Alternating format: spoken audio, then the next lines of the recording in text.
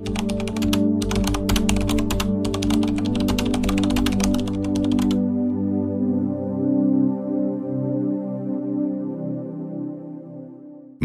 kang magulat na malaman na ang regular na pagkain ng maling uri ng mga gulay ay maaaring makapagpahina ng iyong immune system, magpabilis ng pagtanda ng utak, at kahit wasakin ang iyong kakayahang gumalaw, lalo na ang lakas at katatagan ng iyong mga binti.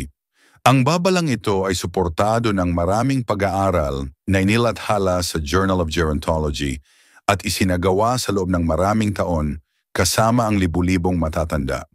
Sa unang tingin, maraming karaniwang gulay ay tila hindi nakakapinsala, ngunit ang ilan ay maaring tahimik na magdulot ng pamamaga, sirain ang maliliit na ugat sa iyong mga binti, magpahirap sa paglalakad at biglang tumaas ang panganib ng pagbagsak, ang pangunahing sanhi ng nakamamatay na pinsala sa mga taong may edad na 65 pataas.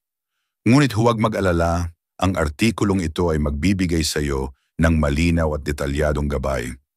Ang 3 gulay na dapat mong kainin araw-araw para protektahan ang iyong kalusugan, patalasin ang iyong isip at panatilihing malakas ang iyong kakayahang gumalaw, at ang 3 gulay na dapat mong iwasan ng lubusan. Siguraduhing makinig ng mabuti hanggang sa dahil sa huli ay ibubunyag ko ang isang nakakagulat na katotohanan tungkol sa isang gulay na mukhang masustansya, ngunit maaring palihim na sumisira sa iyong mga binti nang hindi mo namamalayan. Okay, simulan na natin. Unang bahagi, 3 gulay na dapat kainin araw-araw ng mga senior na lampas 65 taong gulang. Una, broccoli, ang likas na baluti laban sa pagtanda. Sa gitna ng napakaraming gulay na makikita sa mga pamilihan at hapagkainan, ang broccoli ay tahimik ngunit makapangyarihang nakatayo bilang tunay na kaalyado sa malusog na pagtanda para sa mga senior na lampas 65 taong gulang. Ito ay hindi lamang isang gulay. Ito ay isang uri ng buhay na baluti, masinsinang idinisenyo ng kalikasan upang protektahan ang mga pinakamahalagang sistema ng katawan sa panahong ang tibay ay natural ng humihina. Sagana sa sulforaphane, isang malakas na phytochemical, ang broccoli ay nagsisilbing tagapagtanggol laban sa chronic inflammation. Isa sa mga tahimik na nagpapabilis ng pagtanda. Ang chronic inflammation ay hindi lamang nagdudulot ng kirot. Unti-unti nitong sinisira ang mga daluyan ng dugo, kasukasuan, paggana ng utak, at maging ang lakas ng kalamnan. Lahat ng ito ay mahalaga para mapanatili ang kalayaan at kalidad ng buhay.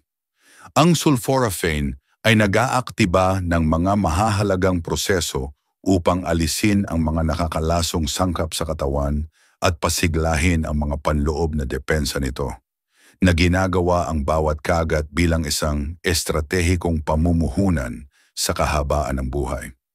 Bukod sa pagkontrol sa pamamaga, ang broccoli ay puno rin ng vitamin K, calcium at maraming antioxidants, mga sustansyang kritikal na kailangan ng mga senior para mapanatili ang densidad ng buto at kalusugan ng puso. Pagkalampas ng 65 taong gulang, ang mga buto ay nagiging mas marupok at kahit maliliit na bali ay maaaring magdulot ng pangmatagalang problema sa paggalaw. Ang natatanging nutritional profile ng broccoli ay tumutulong sa pagpapatibay ng kalansay habang pinoprotektahan ang mga arterya mula sa calcification na kadalasang kaakibat ng pagtanda. Para bang ang bawat malambot at berdeng floret nito ay naglalaman ng mismong plano para mapanatili ang sigla. Marahil ang pinakakapansin-pansin, ang broccoli ay nakakatulong sa kalusugan ng mga binti at paa, ang ating literal na pundasyon. Ipinakikita ng mga pag-aaral na ang sulforaphane ay nakakapagpasigla ng peripheral circulation, tinitiyak na ang mga binti at paa ay patuloy na nagkakaroon ng sapat na nutrisyon at pagtugon. Ang malusog na sirkulasyon ay nangangahulugan ng mas kaunting problema sa balanse, mas mababang panganib ng komplikasyon sa diabetes, at mas matatag na hakbang. Sa totoong diwa, ang pagkain ng broccoli ay tulad ng pagpili araw-araw na maglakad ng mas malayo patungo sa kinabukasan ng may kumpiyansa at lakas. Mahalaga ang paraan ng paghahanda nito. Ang pag-steam ng broccoli ng ilang minuto lamang ay nagpapanatili sa malakas na sulforaphane nito habang pinapadali ang pagtunaw. Ang paglalaga nito ng sobra ay nag-aalis ng marami sa mga katangiang nagpapahanga sa gulay na ito. Hayaan mong ang iyong broccoli ay maging buhay, medyo firm, at puno ng sigla. Dahil sa paggawa nito, literal mong kinakain ang mismong buhay. Para sa mga senior na nagnanais ng makahulugang aksyon araw-araw patungo sa mas mahabang at mas masaganang buhay, ang isang simpleng tasa ng steamed broccoli ay hindi lamang pagkain. Ito ay isang malalim na tanda ng paggalang sa sarili at pag-asa para sa bukas. Ngunit habang pinatitibay ng broccoli ang iyong panloob na baluti, may isa pang mapagpakumbabang dahon na tahimik na nagpapalakas sa iyong utak, puso at marahil ang pinakamahalaga, ang mismong mga kalamnan na nagdadala sa iyo sa bawat araw. Maaari kayang ang isang dakot ng makulay na berdeng ito ang susi sa pagprotekta sa iyong pinakamamahal na kakayahan habang tumatanda? Tara, tuklasin natin sa susunod. Kung patuloy kang nanonood at nakakatulong sa iyo ang mga insight na ito, mangyaring magkomento ng numero 1 sa ibaba para ipaalam mong kasama mo ako. Ngayon, magpatuloy tayo sa pangalawang punto. Pangalawa, spinach o alugbati, ang lihim na makina ng lakas at linaw ng pag-iisip. Sa paglalakbay ng maayos na pagtanda, may mga pagkain na tahimik na nagiging mahalagang kasama at kabilang sa mga ito, ang spinach ay may natatanging lugar. Madalas itong napapabayaan o itinuturing lamang bilang simpleng salad green, ngunit sa katotohanan, ang spinach ay isa sa pinakamalakas na halamang nakapagpapanumbalik na maaaring isama ng mga senior na lampas 65 taong gulang sa kanilang pang-araw-araw na hapag. Ang mapagpakumbabang dahong ito ay sagana sa natural nitrates, mga compound na nagpapasigla ng daloy ng dugo sa buong katawan, lalo na sa mga kalamnan at utak. Para sa mga senior, ang epektong ito ay walang iba kundi transformatibo. Habang tayo ay tumatanda, ang sirkulasyon ay humihina na nag-aalis ng oxygen at sustansya sa mga kalamnan na nagdudulot ng panghihina, mabagal na reflexes at maging ng brain fog. Ngunit ang spinach, sa pamamagitan ng natural na pagpapaluwag ng mga daluyan ng dugo at pagpapabuti ng vascular elasticity, ay direktang lumalaban sa prosesong ito. Sa mas mahusay na daloy ng dugo, ang mga kalamnan, lalo na sa mga binti at paa, ay nananatiling malakas at responsive na nagbibigay sa mga senior ng napakahalagang regalo ng mobility at kalayaan. Bukod sa benepisyo nito sa sirkulasyon, ang spinach ay mayaman sa lutein at folate, mga sustansyang nagpapalusog sa utak, pinapanatili ang memorya, bilis ng pagproseso at linaw ng pag-iisip. Ipinakikita ng mga pag-aaral na ang mga senior na kumakain ng mas maraming lutein ay may mas matalas na cognitive function kumpara sa mga hindi. Hindi ito pagmamalaki na sabihing ang isang simpleng dakot ng spinach araw-araw ay makakatulong na ipagtanggol ang dignidad ng matalas na isip at aktibong katawan laban sa unti-unting pagdating ng panahon. Ang mas kahanga-hanga pa sa spinach ay ang tahimik nitong tungkulin sa pagprotekta sa paningin, isa sa mga senses na pinaka-vulnerable sa pagtanda. Ang lutein at zeaxanthin na matatagpuan sa spinach ay direktang sumusuporta sa makula ng mata, binabawasan ang panganib ng age-related macular degeneration, ang pangunahing sanhi ng pagkawala ng paningin sa mga matatanda.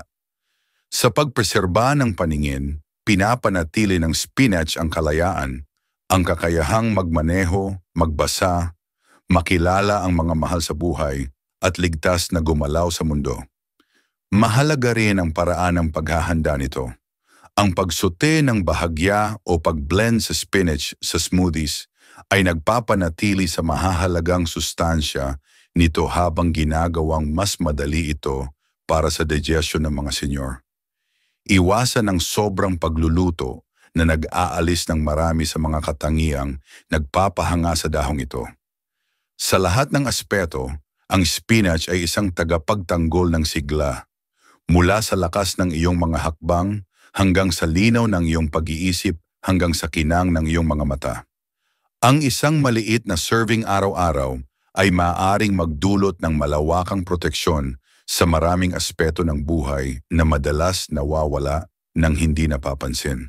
Ngunit habang pinatitibay ng spinach ang katawan at isip, may isa pang gulay, makulay at karaniwang makikita sa mga kusina na may lihim na sandata laban sa pagtanda na hindi lamang nakakaapekto sa paningin o lakas kundi maging sa balanse at koordinasyon na nagpapahintulot sa iyo na manatiling nakatayo ng matatag araw-araw. Maaari kayang ito ay ang natural na pananggalang na hindi mo pa natutuklasan. Tara pag-usapan natin ito ngayon. Pangatlo, carrot, ang tahimik na tagapagtanggol ng paningin, balanse at sigla. Habang tayo'y tumatanda, ang ilan sa pinakamalakas na kakampi ay hindi yung mga maingay o kakaiba, kundi ang mga simpleng kayamanan ng kalikasan tulad ng carrot. Para sa mga nakatatanda na hindi lamang haba ng buhay ang hinahanap kundi pati ang malayang at makabuluhang pamumuhay, ang carrot ay nag-aalok ng higit pa sa tamis at kagustuhang crunch. Ang carrot ay isang likas na pinagmumulan ng beta-carotene, isang sangkap na nagiging vitamin A na mahalaga para sa malinaw na paningin. Para sa mga senior, ito ay kritikal dahil ang paningin ang madalas na tahimik na nagdedetermina ng kalayaan. Ang kakayahang makakita ng malinaw ay hindi lamang nagbibigay daan para masulyapan ang mga kulay ng paglubog ng araw o ang mga detalyeng linya sa mukha ng isang mahal sa buhay. Pinoprotektahan din nito laban sa mapanganib na pagkahulog, nagbibigay kakayahan para sa ligtas na pagmamaneho at nagpapanatili ng dignidad sa paggalaw ng may kumpiyansa sa mundo. Ipinakita ng mga pag-aaral na ang regular na pagkonsumo ng beta-carotene ay maaaring pabagalin ang paglala ng age-related macular degeneration, ang pangunahing sanhi ng pagkawala ng paningin pagkatapos ng edad na 65. Sa bawat makulay na orange na carrot ay may posibilidad ng mas maliwanag at mas ligtas na bukas. Ngunit ang carrot ay hindi lamang nagpoprotekta sa mga mata. Ito rin ay tagapagtanggol ng balanse at neuromuscular coordination. Dalawang madalas napapabayaang aspeto ng sigla ng mga nakatatanda. Ang antioxidants sa carrot ay tumutulong na mapanatili ang integridad ng neurons at mga daluyan ng dugo. Tinitiyak na ang mga signal sa pagitan ng utak at paa ay mabilis at maaasahan. Ang matatag at steady na hakbang ay hindi lamang nagsisimula sa malakas na mga binti, kundi pati sa maayos na sensory system at tahimik na pinapalakas ito ng carrot. Higit pa sa paningin at balanse, ang carrot ay nagbibigay ng malalim na suporta sa metabolic health. Ang mataas na fiber content nito ay nagpapatatag sa blood sugar levels, nagpapababa ng cholesterol at sumusuporta sa digestion. Tatlong mahahalagang aspeto ng kalusugan na madalas humina habang tumatanda. Ang pagpapanatili ng malusog na blood sugar ay hindi lamang para maiwasan ang diabetes. Ito rin ay para maprotektahan ang nerve function, daloy ng dugo sa mga extremities at lakas para makalakad, sumayaw at buong buhay na yakapin ang buhay. Para makuha ang pinakamalaking benepisyo ng carrot, pinakamainam itong kainin ng hilaw o bahagyang steamed. Ang natural na tamis ng sariwang carrot ay patunay sa yaman nito sa phytonutrients. Ang pagkonsumo ng isa o dalawang carrot araw-araw, grated sa salad, hiniwa bilang snack o hinalo sa smoothie, ay maaaring mukhang maliit na hakbang, ngunit sa paglipas ng panahon, Ito ay nagbibigay ng malalim na proteksyon sa mga pandama, puso at mga paa na nagdadala sa iyo pasulong. Ngunit kahit na ang carrot ay nag-aalok ng ganitong proteksyon at pangako, hindi lahat ng gulay ay may parehong kabutihan. Sa katunayan, may mga tila hindi nakakapinsalang gulay na maaaring unti-unting magpahina sa iyong lakas, makasira sa sirkulasyon, at kahit pahinain ang mga binti na sumusuporta sa iyong kalayaan. Ano ang mga nakatagong panganib na nagtatago sa iyong kusina? Balikan natin at alamin ang katotohanan. Pangalawang bahagi, 3 gulay na dapat iwasan ng mga senior citizen. Una, talong, ang nakatagong banta sa paggalaw at komportable.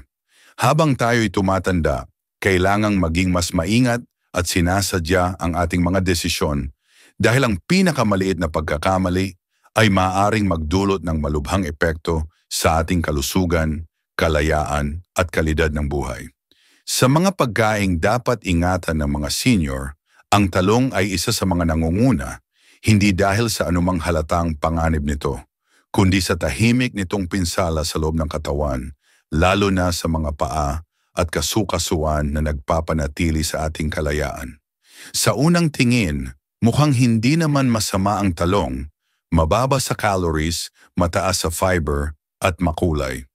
Ngunit sa ilalim ng makinis itong balat ay naroon ang solanine, isang natural na kemikal na panlaban ng halaman na maaring maging mapanganib sa tumatandang katawan. Ang solanine ay kilalang nagdudulot ng pamamaga sa mga sensitibong individual, lalo na sa mga kasukuan, kalamnan at connective tissues.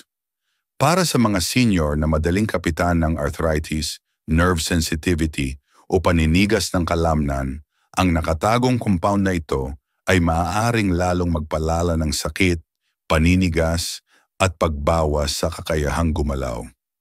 Hindi lang dito nagtatapos ang pinsala. Ang talamak na pamamaga sa mga binti ay maaaring magpahina ng kalamnan, magpabagal ng sirkulasyon at makasira sa delicate neuromuscular coordination na kailangan para sa matatag at ligtas na paglakad. Sa paglipas ng panahon, ang hindi namamalayang panghihina ay lumalala. Nagiging hindi sigurado ang bawat hakbang. Ang simpleng kasiyahan ng paglalakad sa labas o paggalaw nang may kumpiyansa sa loob ng bahay ay maaaring unti-unting mawala ng walang babala. Bukod sa pisikal na epekto, mabigat din ang emosyonal na pasanin ng pagkawala ng balanse, pagkatumba o ang patuloy na pananakit ng mga kasukuan. Madalas na dumarating ang pakiramdam ng kawalan ng kontrol at pag-iisa kapag hindi na madaling makagalaw ang katawan. Sa ganitong paraan, ang talong na tila hindi naman nakakapinsala ay maaring maging sanhi ng unti-unting pagkasira ng kabuuang kalusugan. Kahit anong paraan ng pagluluto, hindi nawawala ang solanine sa talong, whether ito ay inihaw, nilaga o ginisa. Para sa mga senior na nagsisikap na mapanatili ang kanilang mobility, stability at kalayaan, mas ligtas at masustansyang gulay ang dapat piliin. Siyempre, hindi lahat ay agad makakaramdam ng sintomas pagkatapos kumain ng talong. Ngunit para sa mga edad 65 pataas, kung saan mas mababa na ang resistensya ng katawan, ang panganib ay sadyang malaki upang balewalain. Ang pagprotekta sa iyong kakayahang maglakad, sumayaw o tumayo ng matatag ay nagsisimula sa pag-iwas sa mga tahimik na kalaban tulad ng talong. Ngunit ang talong ay simula pa lamang. May iba pang gulay na, bagamat makulay at karaniwan, ay nagtataglay ng mga compound na maaaring magdulot ng pamamaga, pagkasira at pagkapagod na nagbabanta hindi lang sa iyong lakas kundi pati na rin sa kalinawan ng iyong isip. May isa pa bang sikat na gulay sa Pilipinas na nagpapabilis ng pagtanda mula sa loob palabas? Alamin natin sa susunod. Pangalawa, luntiang bell pepper, ang tahimik na sanhi ng pamamaga. Sa mga gintong taon ng buhay, bawat pagkain ay may kapangyarihang magpagaling o magpahamak, kadalasan sa mga paraang unti-unting ipinapakita ng katawan. Isa sa mga pinakanakakalinlang na pagkain para sa mga senior ay ang luntiang bell pepper. Makulay, pamilyar, at karaniwang pinupuri dahil sa sariwa at malutong nitong lasa. Ngunit sa ilalim ng nakakaaliw nitong hitsura ay may mas malalim na kwento na dapat bigyang pansin ng sino mang nagnanais na protektahan ang kanilang sigla at kalusugan. Ang luntiang bell pepper na kabilang sa pamilya ng nightshade ay natural na mataas sa lectins, mga complex protein na maaaring kumapit sa lining ng bituka at makagambala sa pagsipsip ng nutrients. Para sa mga senior na ang digestive at immune system ay mas delikado na, ito ay isang tahimik na banta. Ang lectins ay maaaring magdulot ng low-grade chronic inflammation na madalas ay hindi agad napapansin ngunit unti-unting sumisira sa kalusugan ng mga kasukuan, mga daluyan ng dugo, at resilience ng nerves. Lahat ng ito ay mahalaga para sa pagpapanatili ng balansa, lakas, at kakayahang gumalaw. Para sa maraming senior, ang unang senyales ng hidden inflammation na ito ay hindi matinding sakit, kundi maliliit na pagbabago. Paninigas sa bukong-bukong, pangangalay sa mga daliri ng paa, o pakiramdam na hindi stable kapag naglalakad. Habang lumalala ang pamamaga, maaaring bumagal ang daloy ng dugo sa mga paa at binti. Magdulot ng pamamanhid, paghina ng kalamnan, at pagtaas ng panganib ng pagkatumba, isa sa pinakamalalang banta sa mga edad 65 pataas. Nakakalungkot ang katotohanan, ang isang gulay na madalas pinipili para sa kalusugan ay maaaring palalain ang mga sintomas ng pagtanda na sinisikap nilang iwasan. Mas masahol pa, ang antioxidants sa luntiang bell pepper ay mas kakaunti kumpara sa mga hinog na pula, orange o dilaw na bell pepper. Ibig sabihin, nagdudulot ito ng panganib ng pamamaga nang hindi nagbibigay ng sapat na benepisyo. Ang pagluluto sa luntiang bell pepper ay maaaring makabawas sa lectins nito. Ngunit para sa mga senior na may arthritis, cardiovascular issues, o sensitibong digestive system, mas mabuting iwasan na lang ito. Marami pang ibang gulay, mas ligtas, mas mayaman sa antioxidants, at mas banayad sa tumatandang katawan ang maaaring ipalit dito. Ang pagpili kung ano ang hindi kakainin ay kasing halaga ng pagpili kung ano ang isasama sa iyong dieta. Ang pagprotekta sa iyong mobility, lakas, at peace of mind ay nagsisimula sa maliliit ngunit matalinong desisyon sa bawat pagkain. Ngunit hindi lang ang luntiang bell pepper ang may hidden danger. May isa pang gulay, simple, karaniwan, at minamahal sa Amerika na maaring mas malaki pa ang pinsalang dulot sa kalusugan ng iyong mga paa, puso at kalayaan. Ang gulay na pinagkakatiwalaan mo ba ay siya palang unti-unting nagpapahina sa iyo? Ang katotohanan ay mas nakakagulat kaysa inaasahan mo. Kung patuloy mong pinapanood ang video na ito at nakakatulong sa iyo ang mga impormasyong ito, mangyaring magkomento ng numero 2 sa ibaba para malaman kung nandito ka. At kung hindi ka pa nakaka-subscribe, inire-recommenda kung mag-subscribe ka at i-on ang bell notification para hindi mo makaligtaan ang anumang video. Ang iyong suporta ay tumutulong sa amin upang patuloy na makalikha ng magandang content para sa iyo. Ngayon, magpatuloy tayo. Pangatlo, puting patatas, ang comfort food na tahimik na nagpapahina ng lakas at katatagan. Kaunting pagkain lamang ang kasing lalim ng pagiging bahagi ng mga alaala ng mga Amerikano tulad ng puting patatas, giniling sa mga hapag ng pamilya, gininto ang prito, o inihaw kasama ng isang komportableng pagkain. Ang patatas ay parang tahanan, parang tradisyon. Ngunit para sa mga senior na 65 taon pataas, ang pinagkakatiwalaang pagkain na ito ay maaaring tahimik na magdulot ng pinsala sa lakas at katatagan na napakahalaga para sa maayos na pagtanda. Sa ilalim ng pamilyar nitong ginhawa ay may mapanganib na katotohanan. Ang puting patatas ay napakataas sa simpleng carbohydrates na nagdudulot ng mabilis na pagtaas ng blood sugar pagkatapos kumain. Bagamat ang agarang epekto ay maaaring walang masamang dulot o kaya'y nakalilibog pa nga, ang pangmatagalang epekto nito ay malubha. Ang paulit-ulit na pagtaas ng blood sugar ay nagdudulot ng pamamaga sa loob ng katawan na nagpapahirap sa mga delikadong daluyan ng dugo na nagpapakain sa mga binti, paa at utak. Para sa mga senior na ang sistema ng sirkulasyon ay mas vulnerable na, maaari itong magdulot ng mabagal na paggaling, pagkawala ng pakiramdam at unti-unting panghihina na sumisira sa kakayahang gumalaw ng walang babala. Ngunit hindi nagtatapos sa blood sugar ang panganib. Ang mga high glycemic na pagkain tulad ng puting patatas ay nag-aambag sa unti-unting paninigas ng mga arterya na kilala bilang atherosclerosis.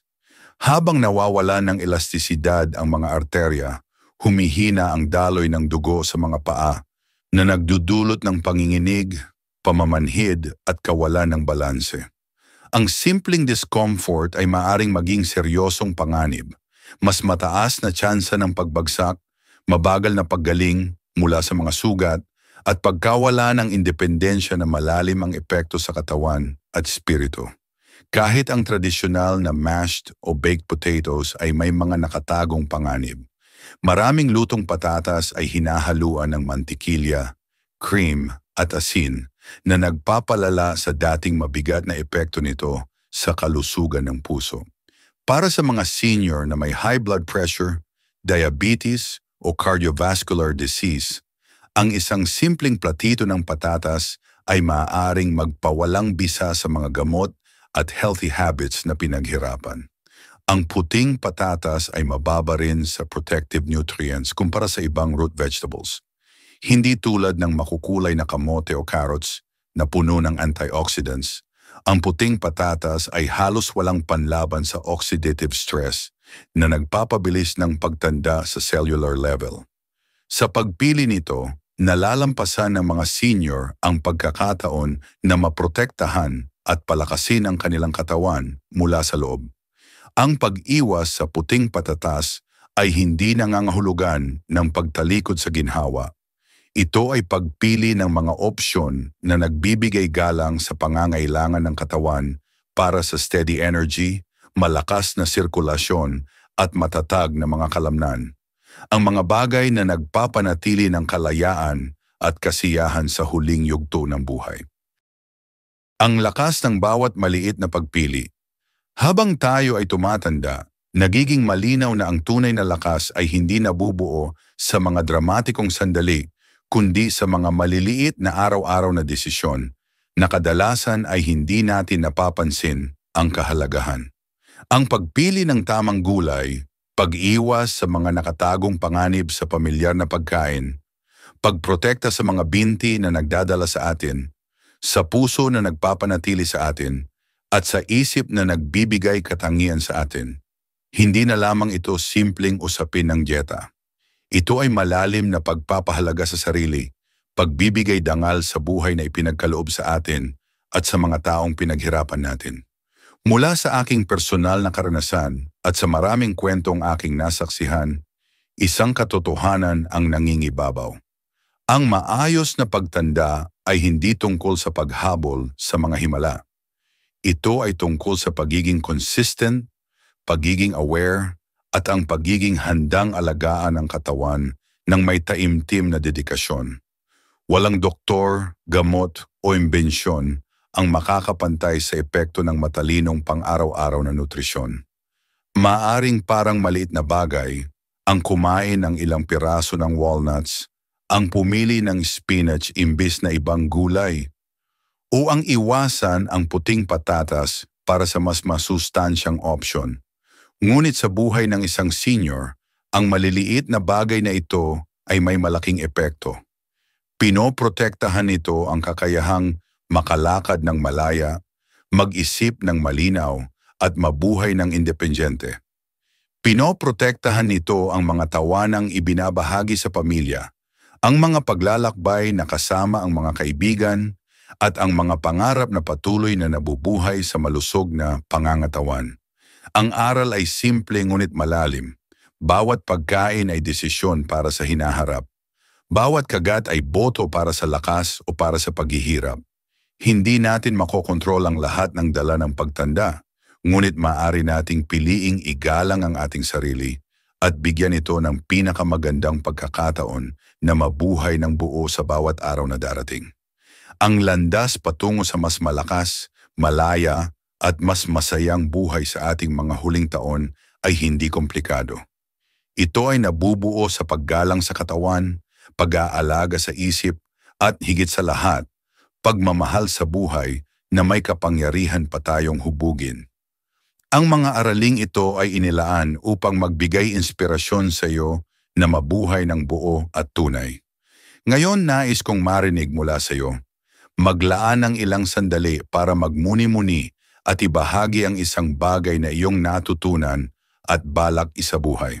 Suportahan natin ang isa't isa sa pagyakap sa mga katotohanan ito. Kung nagustuhan mo ang video na ito, mangyaring mag-iwan ng komento na may isa. Kung hindi, maaari kang magkomento ng 0. Mahalaga sa amin ang iyong feedback. Huwag kalimutang i-like, i-share, at i-subscribe ang aming YouTube channel para sa mas maraming content na tulad nito. Salamat sa panonood at mabuhay ng ayon sa sariling mga termino.